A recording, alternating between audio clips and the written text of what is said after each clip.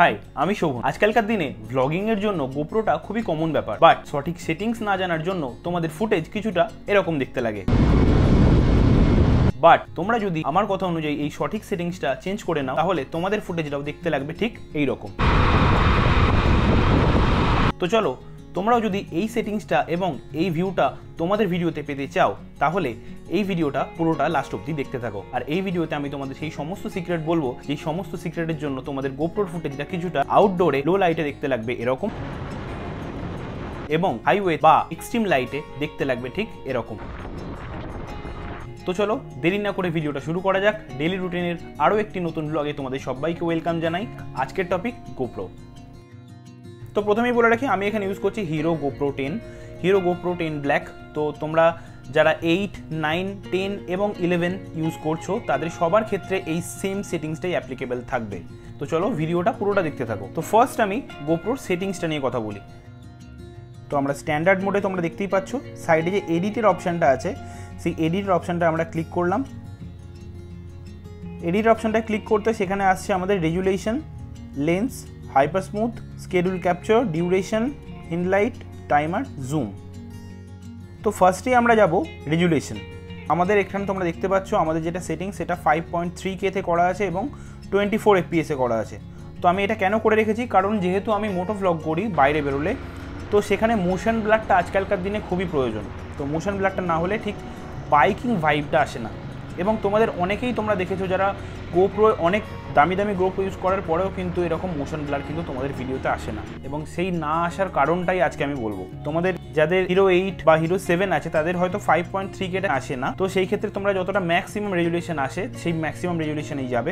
আমি লেন্সটা করেছি super view. তো যেহেতু আমি মোটো ব্লগিং করি, সেই জন্য আমি সুপার ভিউতে রেখেছি।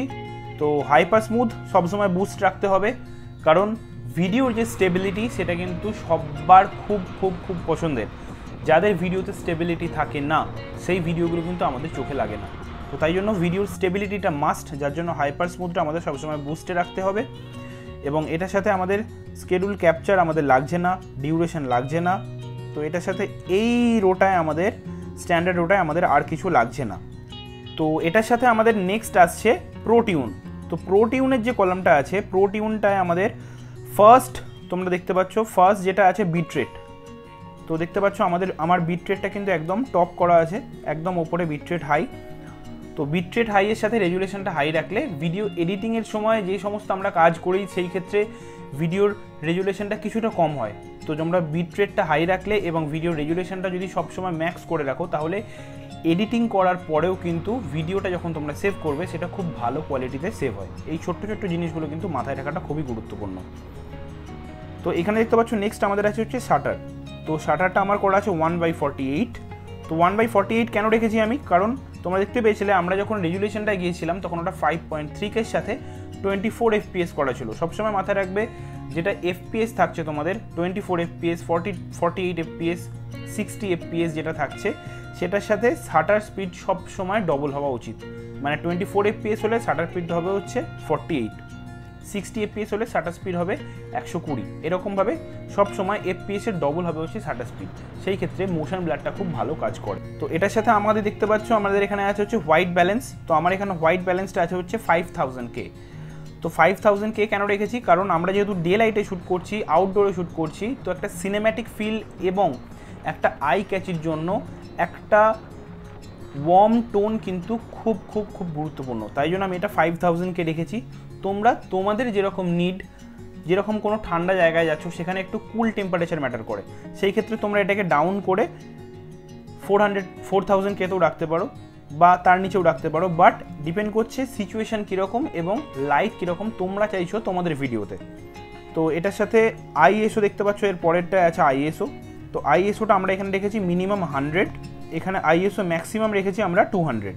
কারণ আমাদের যেহেতু ডে লাইটে শ্যুট করছি, আমরা যখন রোদে বাইরে বের হচ্ছি, যখন ডে লাইটে শ্যুট করছি, তখন অনেক সময় অনেক ক্ষেত্রে কিছু কিছু জায়গায় ভীষণ পরিমাণে রোদ চলে আসে এবং কিছু কিছু জায়গায় একদমই ডার্ক চলে আসে। তো যাই জন্য লাইটটা যাতে স্টেবল থাকে, তাই জন্য আমরা রেখেছি মিনিমাম 100 এবং ম্যাক্সিমাম 100। কিছু কিছু সময় তোমরা খেয়াল করে দেখবে, লো লাইটে অনেক সময় আমাদের ভিডিওতে অনেক হেজি চলে আসে। আমাদের ভিডিওটা ঠিক ক্ল্যারিটিটা যেরকম পাই আমরা সকালবেলা, সেরকম লো লাইটে সেই জিনিসটা কিন্তু আমরা পাই না। সেই ক্ষেত্রে আইএসওটা ম্যাক্সিমাম যখন তোমরা অনেকটা বাড়িয়ে দেবে, মোর দ্যান 800 বা মোর দ্যান 1600, দেন তোমাদের ভিডিওতে যে হেজি ভাবটা তখন কিন্তু ওটা আসবে, কারণ আইএসওটা যত বাড়াবে লাইটের এক্সপোজারটাও কিন্তু ততটাই বেশি বাড়বে। তো তাই জন্য আইএসওটা সবসময় যতটা পারবে লো রাখার চেষ্টা করবে, বাট এটা কিন্তু নাইট মোডের জন্য না। নাইট মোডে আইএসও কিন্তু 200 রাখলে ম্যাক্সিমাম তখন কিন্তু লাইটটা একদমই অন্ধকার হয়ে যাবে।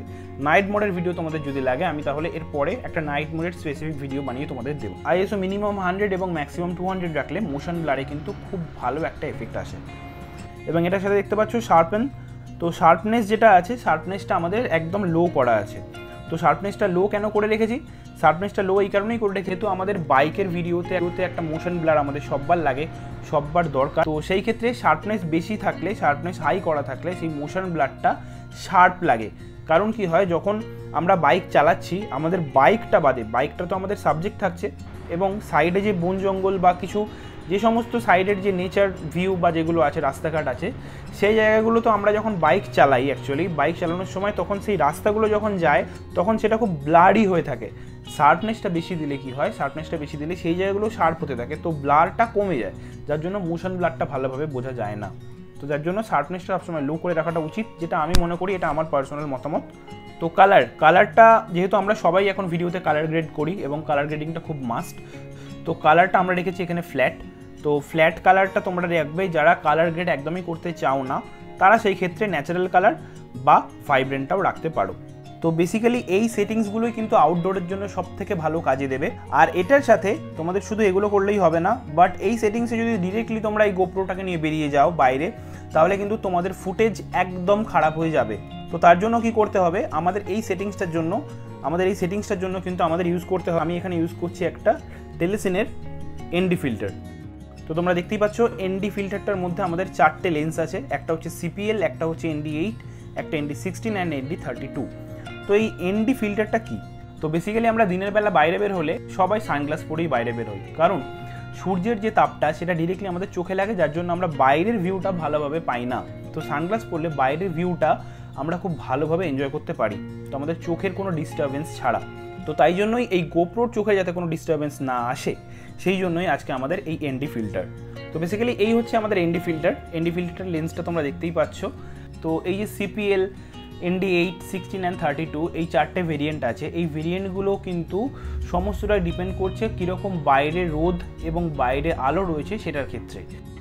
তোমাদের বাইরে যদি খুবই লো লাইট থাকে সেই ক্ষেত্রে তোমরা ND8 বা ND16 ইউজ করতে পারো, বা এই রকম হেভি রোদের ক্ষেত্রে তখন তোমরা ND32টা ইউজ করতে পারো। তো তোমরা দেখতেই পাচ্ছ আমি এই যে জায়গাটায় যাচ্ছি, এই জায়গাটার সময় কিন্তু লাইটটা খুবই কম ছিল, তো সেই ক্ষেত্রে আমি ND32 ইউজ করছি। এখন ND32 ইউজ করার জন্য কি হচ্ছে, আমাদের টোটাল লাইটের এক্সপোজারটা কিন্তু অনেকটা কম, বাট তোমরা দেখতে পাচ্ছ আমাদের ভিডিওতে কিন্তু কোনো রকম কোনো হেজিনেস নেই। সিমিলারলি তোমাদের আরও একটা জায়গায় দেখো, এখানটায় আমাদের খুবই রোদ পড়েছে, এই জায়গাটা তোমরা দেখতে পাচ্ছ যেমন পুরো চারিদিকে রোদ ভর্তি, সেখানে আমরা ND32 ইউজ করছি, সেখানে কিন্তু আমাদের আকাশটা যেটা দেখতে পাচ্ছ তোমাদের মেঘগুলো পুরো ক্লিয়ার কাট হয়ে এসেছে। তো এই রকমভাবে মেঘগুলোকে কিন্তু আমরা দিনের বেলা নর্মালি দেখতে পাই না, বাট গোপ্রো এই এনডি ফিল্টার লাগানোর জন্য মেঘটা কিন্তু প্রপার ক্লিয়ার কাট এসেছে। তো এই ছোটো ছোটো জিনিসগুলো অনেক ম্যাটার করে। তো এই এনডি ফিল্টারের লিঙ্কটা আমি তোমাদের ডিসক্রিপশন বক্সে দিয়ে দেবো। আমি এই এনডি ফিল্টারটা কিনেছিলাম 2400 টাকা দিয়ে, এটা আমি ধর্মতলায় মেট্রোগুলি থেকে কিনেছিলাম। অনলাইনে দামটা ভ্যারি করতে পারে, কিছু জায়গায় কম কিছু জায়গায় বেশি হতে পারে। তো বেসিক্যালি ফিল্টারটা নিয়ে কথা, তো তোমরা এনডি ফিল্টারটা ইউজ করতে পারো গোপ্রোতে। উইদাউট এনডি ফিল্টার কিন্তু এই সেটিংসটা কোনো রকম কাজ করবে না, তখন কিন্তু তোমাদের এই গোপ্রোটার ফুটেজটা বাজে হয়ে যাবে। তো এই ফুটেজটা কিন্তু শুধুমাত্র এই এনডি ফিল্টারটা দিয়ে ইউজ করার জন্যই বারবার ধরে আমি বলছি। এবং একবার তোমরা যারা এই এনডি ফিল্টারটা দিয়ে এই সেটিংসটা দিয়ে বাইরে রাস্তায় ভিডিও শ্যুট করবে, তারা কিন্তু অবশ্যই বুঝবে যে এই সেটিংসটা কতটা ভালো মোটো ব্লগিংয়ের জন্য। তো চলো এই ভিডিওটা আজকে এখানেই শেষ করছি। ভিডিওটা দেখার জন্য তোমাদের সবাইকে থ্যাংক ইউ। তো এইরকম আরও ভিডিও যদি তোমাদের কাজে আসে বা তোমাদের রিকোয়ারমেন্ট হয়, তাহলে আমায় অবশ্যই কমেন্ট বক্সে জানিও। আমি এরকম আরও অনেক ভিডিও তোমাদের হেল্পের জন্য আপলোড করতে থাকবো। থ্যাংক ইউ সো মাচ সবাইকে ভিডিওটা দেখার জন্য। দেখা হচ্ছে নতুন কোনো ভিডিও নিয়ে নতুন ব্লগে। Thank you.